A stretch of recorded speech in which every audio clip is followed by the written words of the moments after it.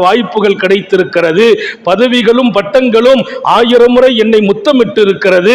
என்னை சுற்றி இருக்கிற சூழல்களால் நான் மதிக்கப்படுகிறேன். அது மாத்திரமல்ல வாழ்க்கை, அத்தனையையும் தாண்டி நான் உள்ளத்தால் அமைதியாக இருக்கிறேன். அதுதான் நிஜமான வாழ்க்கை.